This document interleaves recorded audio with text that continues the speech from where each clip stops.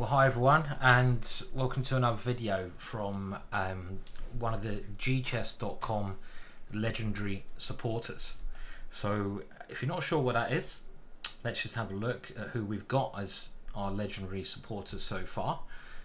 There's now 5 of you who've signed up for lifetime basically support of GChess.com. And what you get if you sign up for that, you get me analysing your game, as I'm going to do now, a video for life. You get everything once you've paid that fee that belongs to GChess, access to everything for the rest of your life for free. So it's a pretty good deal because there's loads of stuff on GChess. So we're going to have a look at Ken Fee's game today. Here we go, that he sent in, and we're going to have a look using gchess.com to see how he played and how he got on. So let's go and have a look now. And this is his game here that he played, and he had the white pieces, and he was playing someone online called Kiana, and we'll see how we can also use GChess to help us prepare and look at games as we go on. So Ken had the white pieces and he started with d4, my favourite move as well. And now e5. I mean, this move I know has been popularised by some streamers. The Englund Gambit, however you want to pronounce it. Basically crap is another way of pronouncing it. And it's a move like a lot of dodgy gambits, which you can happily play, enjoy yourself playing it until you start to lose with it. Because at a certain level, this move, as you can see by Stockfish 15 or 14, one of their strong ones, it says after this move you're nearly 2 pawns down already as black, which is quite a lot of a disadvantage you're giving yourself. So I'm all one for aggressive play and gambits, but I'm not one to give myself a lost position in the hope that my opponent will go wrong right from the start of the game. So let's see how Ken dealt with this. Well, taking the pawn must certainly be correct. This is without a shadow of a doubt the best move to play. You got to, if someone offers you something dubious, you've got to accept it to punish them. And now the whole point of this opening is that black now attacks this pawn, knight c6. We develop a piece, we defend that pawn, knight to f3, and now this move, queen to e7, which is known to be a little bit of a tricky move. It's a way to try and win the pawn back or to give a check over here. Now, personally, I think if you're going to play like this from the black side, maybe you should play something like d6, which is trying to make it a pure gambit, but black's trying to get good piece development. Now if we just go over to gchess.com, so let's have a look. So this is in the background, all the stuff you get on gchess.com if you want to learn an opening, learn a position. We can have a look over here at our resources and we can see a little bit about this d6 move. Now look at the score at top level there. Every top level game has ended with a white win. I'm not surprised. You lose a pawn, it's not going to count. Now, I think the most useful things when you're looking at and you know trying to learn an opening is to go to the articles section. So if you follow my mouse, we'll go to articles and we're going to have a look to see what articles from top publications are available. So there's nothing in New in Chess on this. They didn't waste their time. Now let's have a look. Every Man Books, there is one book here, and this is a great new feature that we've got. So you can actually have a look, buy the book, get the book directly in a position that you might be interested in. So I think that's very useful. Chess Publishing is one of my favorite resources. They are annotated games by the best players in the world, and if I just click on the chess publishing analysis, we will see that top grandmaster Glenn Fleer has analysed this a bit. I find this incredibly useful when I'm preparing in tournaments now. I don't use ChessBase. I really don't. I only use GChess. I used to use ChessBase all the time, and I'm quite proud that I've actually created a alternative that you don't. It runs on the browser, so you can have it. You can even look at it on your phone. You don't need to download a lot of software to run GChess. And this is what I would do if I was maybe considering playing d6. I'd be mad. Or if my opponent played d6, I'd be doing exactly what I'm doing now. I would click on this bit here, and this brings up in the main window analysis with explanation. And this is what is so powerful. You don't just get the stockfish analysis, which I can turn on if I want to see what stockfish says at any moment, but I get a top grandmaster explaining verbally about this opening, and I find that much more useful. And we can see here that Glenn Fleer just recommends the move bishop g5, gaining a tempo for development. And this move, well, already, I mean, it looks pretty good to me. I don't really know what black should play, and we can have a look at deeper things if we want to, but let's not bother. Let's just have a look how the game went here. A very clumsy move to play. And now, after the capture here, bishop takes, knight c3. Well, I mean, already I can see I'm pawn up, but I even have more pieces developed than black. And, I mean, what more do I want than that? So I did say that, you know, maybe black can play this move d6, but again, it's not very good at any top level. So if we go back to the game we're analysing, and we'll go back to analysing Ken Fee Jr.'s game. Let's have a look how that one went. It went with a more mainline move, Queen e7. I say mainline, but I still don't think it's a great move. And here, Ken played bishop g5, which actually our deep analysis, Stockfish's main move. I've always known that bishop f4 is a good move here, so I'm going to be interested to see how bishop g5 works, because this certainly forces the issue. Black doesn't want to play f6 here, because we can simply recapture, develop our pieces. It's a safe pawn. Doesn't mean we can still not lose, but it's a safe pawn. The whole idea of black's play is this check. So very interesting to see this opening, because I'll show you what I play in a minute. And now Ken plays knight c3, gambiting the pawn here. And I think we're going to transpose to a position I know very well. Black really has to grab this pawn, otherwise what is black doing? He's a pawn down and he's got bad development. So, I mean, I know, again, the computer gives another line, but you can see that's just losing. And after this move, now bishop d2 is the key move. Defending the knight, and already just threatening moves like rook b1, followed by some knight jump in the middle. And the c7 square is one target we often go for. And this basically refutes black's opening. Now, funnily enough, after queen e7, bishop f4 leads to the same thing.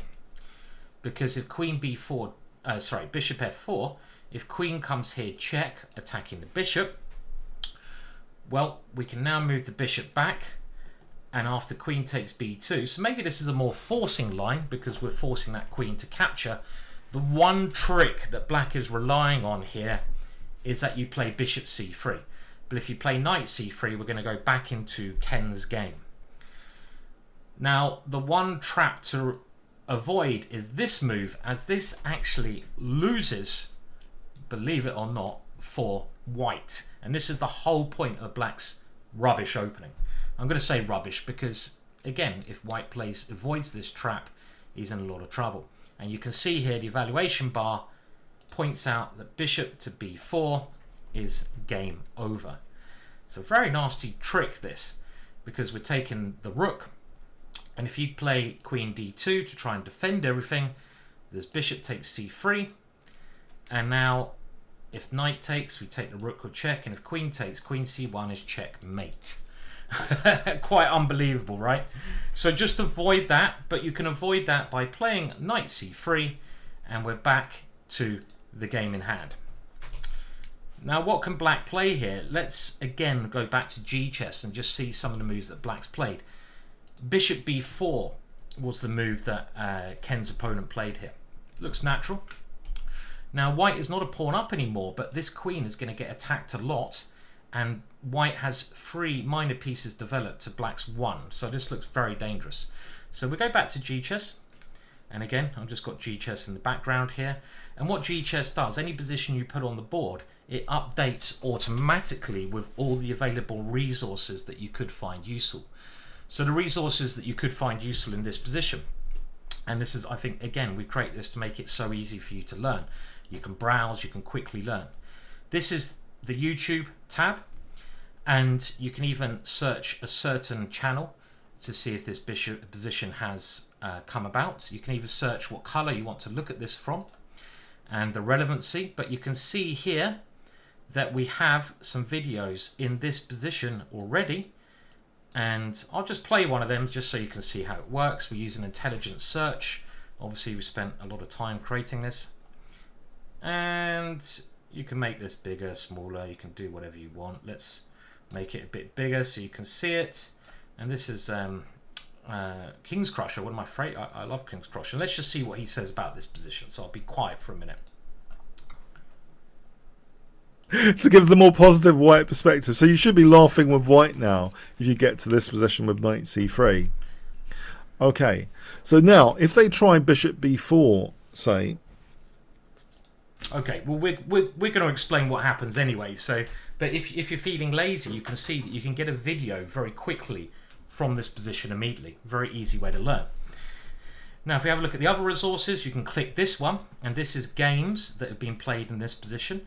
You can have a look at our database, which has over 10 million games played online. You can look at games played on chess.com in this position. It will take a while to search. Chess in this position, so you've got all of these available resources. You can have a look at our tree analysis, see which moves are most popular, and the win rates. And if we go to articles, again, we can have a look at what articles are here. We've already looked at chess publishing. Let's use something else. We've created our own encyclopedia, GingerGM, where we've got only grandmasters trying to analyze every opening and giving a verdict of it, which has taken obviously some time.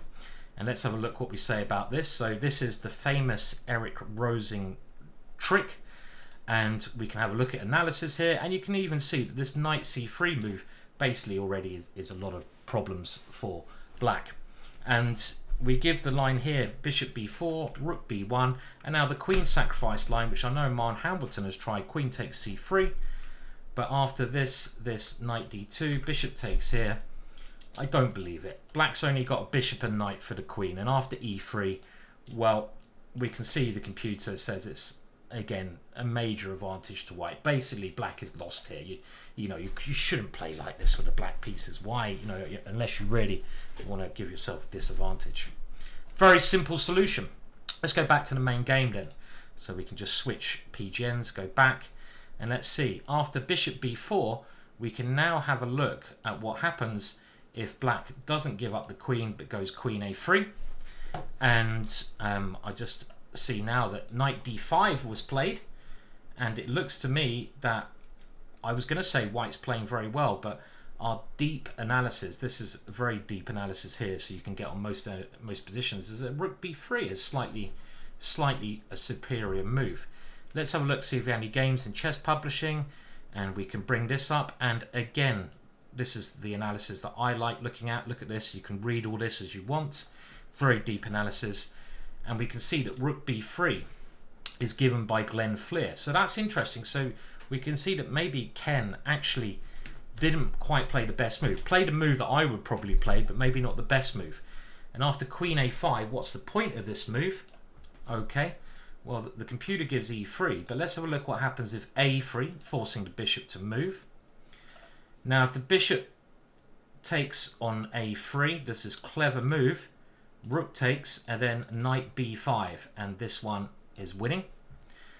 So if the bishop instead takes our knight, well, we can now just recapture. And after the queen moves, well, again, there's two good moves here, and I love the deep analysis that Glenn's given here. I prefer the more aggressive e4 move, and just, why not go forwards? And the point is here, what are we trying to do? This is what I always try to think of when I'm trying to, when I've got to a position where the computer says it's very good for me.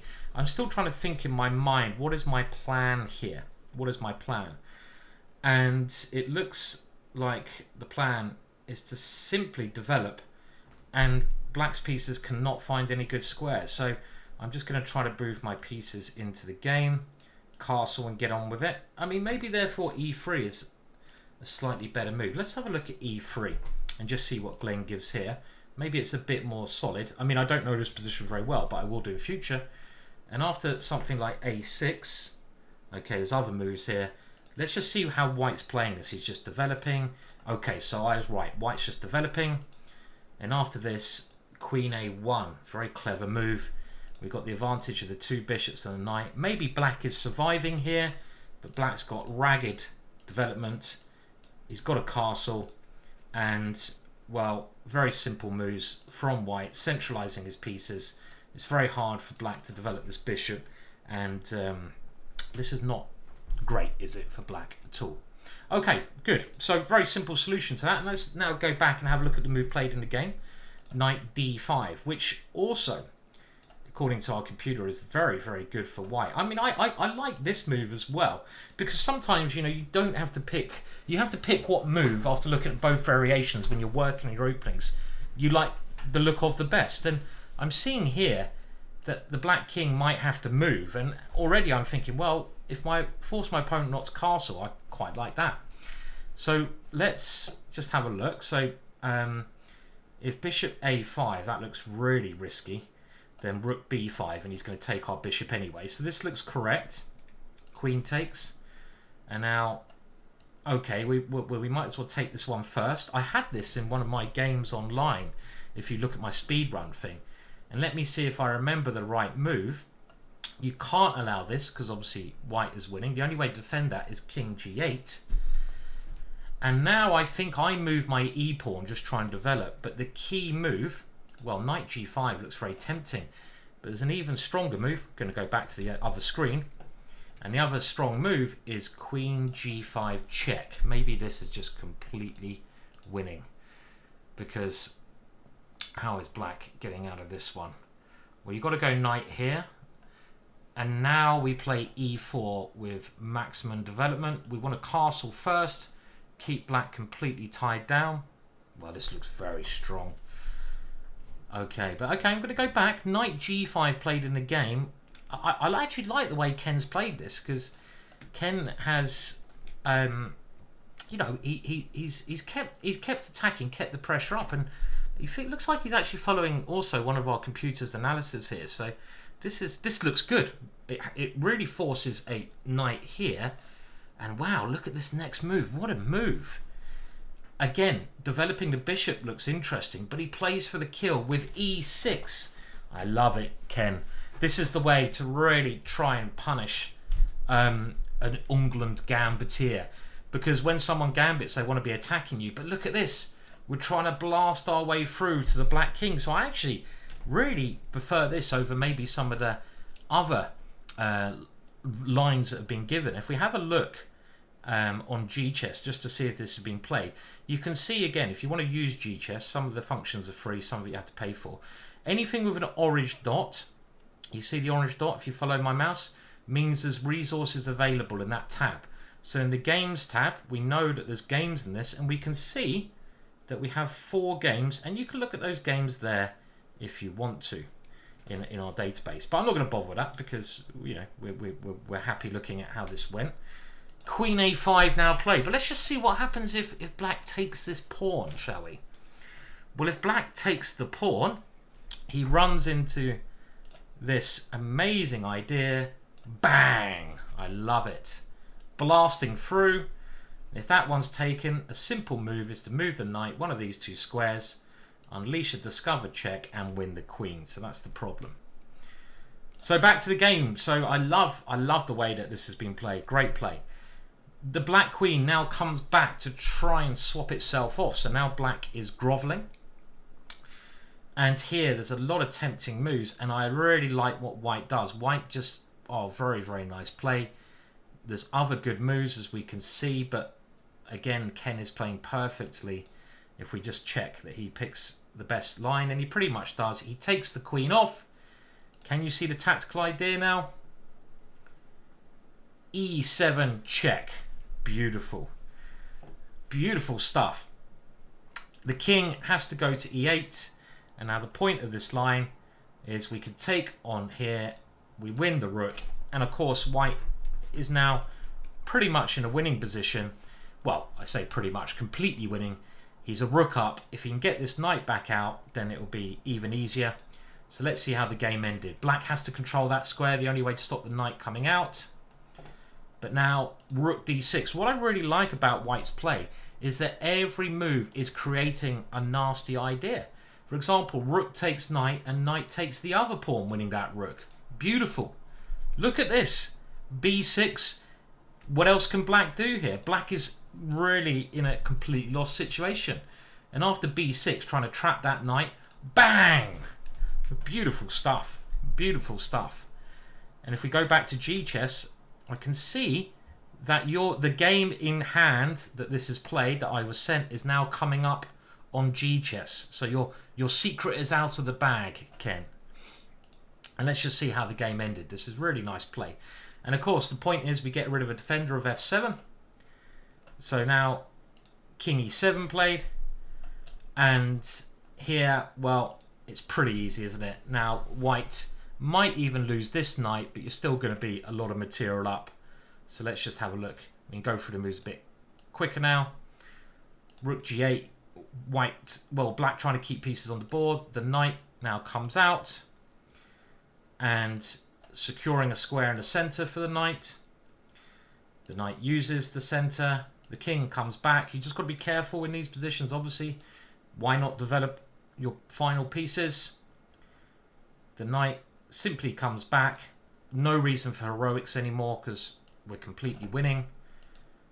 Castling. I might have been tempted to keep my king in the center, but castling is safe. And here, White grabs some more material. Why not? Why not grab some more? Grab everything. And look, Black's queen side is dropping. And now the other rook comes into the game. Beautiful stuff. The knight retreats, stopping the knight from getting any squares, preparing to put this knight in the middle. Black swaps off, but of course Black is really running out of pieces. Always look what your opponent's last move was. Defend against it. And now the knight re-centralizes. The other rook able to come in the game, coming across the board. And here, well, the game won in very nice fashion with Black finally resigning in this position here. And we can see that White's going to win the other rook with a discovered check. Really nice game there by Ken. In actual fact, pretty perfect. I mean, let's just run. If we go back to GChess, let's just run, and I think it's this thing here.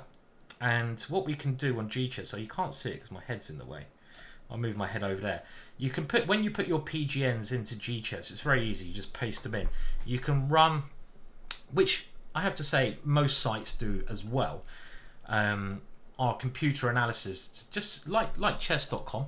Let's just do it very quickly, and this won't give you a perfect analysis of the game because it's instantaneous computer bang of the green moves, the moves you played well, the red moves, the moves you did wrong. But it'll give you a rough idea if you played any big mistakes. If you run it at a slower time, it'll give you a much more accurate thing. But at least it shows you where both sides are blundering. And look at all the green moves there. Ken, you played a fantastic game. And the other thing I really like about that, if I ever face I've learned here how to play in another way against this. That we can, I remember all this. Let's just go through the opening stages again. Let's force the queen to move, develop the knight, and now retreat the bishop. And if Black gives up the queen, we should be winning. And if he doesn't, well, rook b3 is the move that is also very strong. But I actually prefer the move that Ken plays, knight straight into the middle. This forces the Black king at some point to move. Okay, he can grab a pawn first, it doesn't matter. And now queen g5, probably a very strong winning move. But I actually really like this knight g5 because it creates immediate threats.